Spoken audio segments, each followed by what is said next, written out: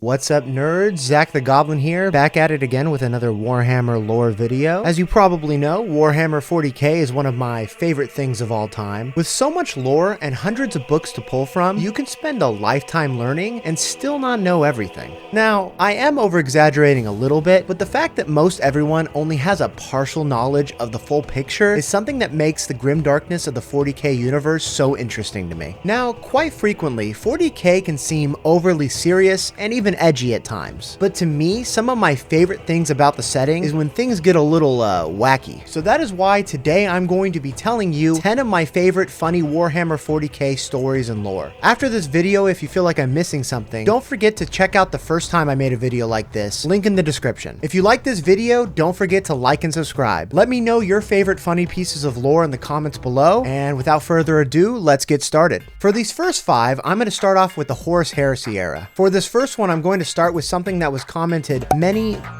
times on the previous video. This scene comes from the book Vulcan Lives. So at this point, Vulcan has been tortured and repeatedly basically killed by his brother Conrad Kurz over and over countless times. But because he's a perpetual, he just comes back to life every time. He just recovers. So it just like elongates his torment, right? So he's been through it. And then the Emperor finally decides to stop being an absentee father and is like, yo, I'm gonna help one of my sons. You know, he is getting tortured and killed over and over again. So thanks to the Emperor's guidance, Vulcan's able to make it through Perturabo's maze, being confronted by Conrad Kurz in the center before retrieving his Warhammer Dawnbringer. So the thing about Dawnbringer is Vulcan secretly built a teleporter into it. And he's like, ha ha ha, you done messed up, Conrad. You shouldn't have let me get this. With Conrad just being like, you idiot. I know there's a teleporter in that. Do you think I'm stupid? This whole place is teleport shielded. You can't get out of here. It doesn't matter that you have a teleporter. All you had was false hope, with Vulcan delivering the iconic line, "You're right. I fashioned it as a teleporter, a means to escape even a prison such as this. I counted on you leading me here, on you needing to face me one last time. It seems I was fooled into thinking you hadn't planned for this. But you're forgetting one thing."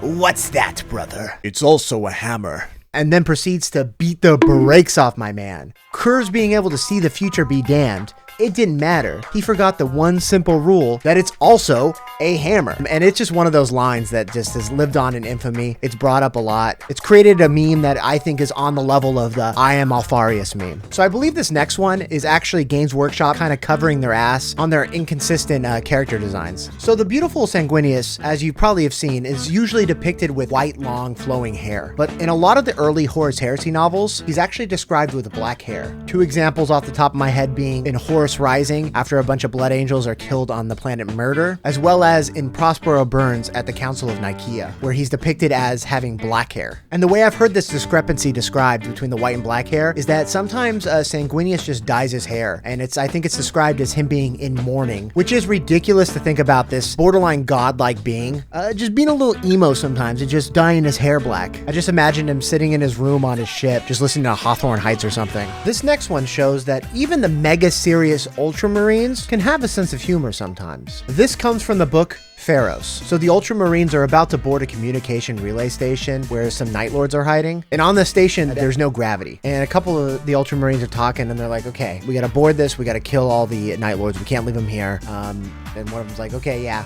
We're gonna dock. Let's take 4 of them. Let's go to the back of the station. Let's get this going. Maybe we can come at them from like 2 directions. And one of them gets this shit-eating grin on his face, and he just lets out a big ol' "We float for McCrag."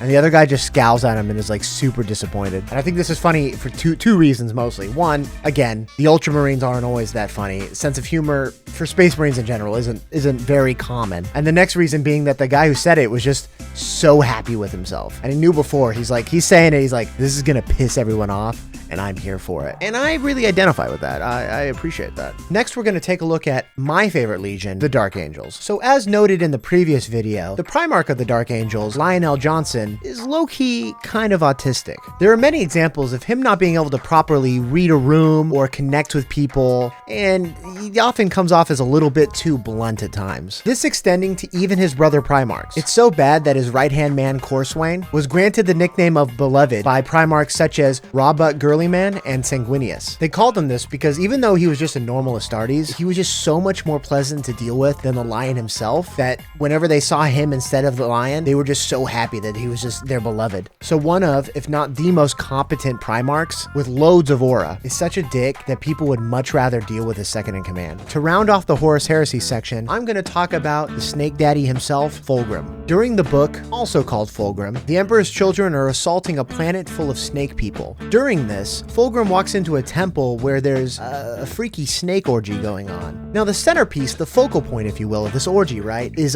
this sword. And Fulgrim sees the sword, which, again, mind you, the snake orgy participants are definitely obsessed with. And he's like, yeah boy, this is my sword now, I'm gonna keep this. This seems pretty sick. Surely nothing can go wrong with this. Spoiler alert, obviously, but anybody with half a brain would realize, things did go wrong. It's a sentient sword, and it slowly starts to make Fulgrim go a little crazy. Moral of the story, maybe don't pick up a snake orgy sword. Or maybe I'm the crazy one, I don't know. Also as a bonus, there's a scene from the book A Reflection Cracked, where the Emperor's children are torturing Fulgrim because they believe he's possessed by a demon, and the whole time he's loving it, and he's just giving them advice on how better to torture him, and one of them uses a pair of anguish on him, and let's just say he didn't hate it. And with that, I think it's about time to move away from the Horus Heresy and talk about some more modern 40k lore. And as a good bridge between the two eras, this next story comes from the book Shroud of Night and follows a squad of Horus Heresy era Alpha Legionnaires arriving in modern 40k. In this book, they sneak past a World Eater's fleet by having a recording of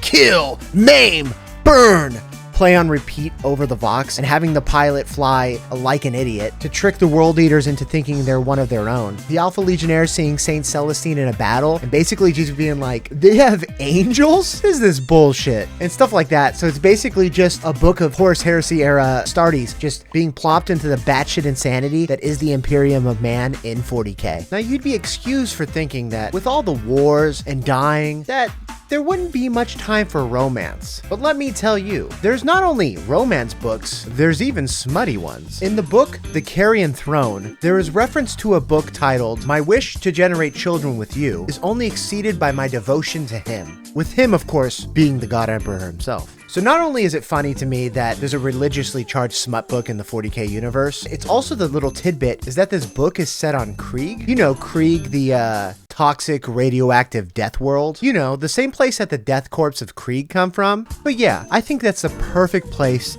to set a romance and or smut book. Next, I want to talk about Caiaphas Cain. Now, Commissar Cain definitely deserves a video all to himself, so for now, I'm just going to give a brief overview on why I love him and think he's hilarious. Caiaphas Cain is a very interesting character to me because everybody touts him as this big legendary hero, but he just has like intense imposter syndrome. So he'll do these like really heroic things, but the way he tells it, it's either completely by accident or just to save his own ass. So you have all these moments in his books where he says something like very like heroic, like, of course I'll take care of that for you. And then he'll have his inner monologue go like, well, at least until I get the opening to run away, or something like that. And anytime he says something like impressive, it's because he thinks that that's what he should say. It's only to keep up his image. It's not because he actually believes anything he says. For example, his first posting after his graduation, he finagled his way into being assigned to a artillery unit, with his rationale being, hey, this way I can be as far away from the actual fighting as possible,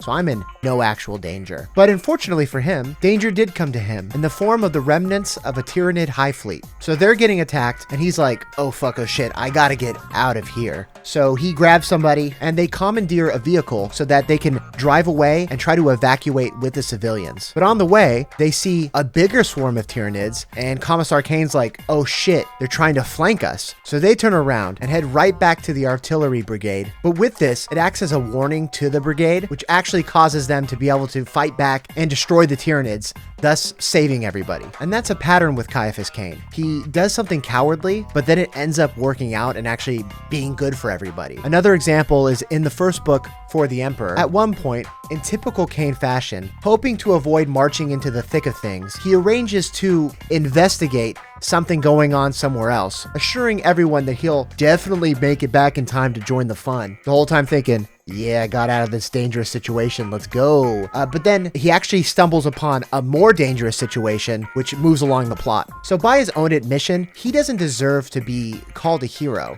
He just thinks, I'm just really good at surviving. I know when to duck behind cover. But the thing is, he has almost this sixth sense for danger, and he ends up usually, if not always, making the right decision, and it helps people. So he is a hero. So you're left to wonder, is he actually this roguish scoundrel that's just out to save himself and doesn't care about anything else? Or is he a man that's just way too hard on himself and downplays all of his own accomplishments? But either way, watching Caiaphas Cain just be kind of like a smooth talking roguish commissar is very entertaining. And if you get the chance, I definitely recommend checking out the books.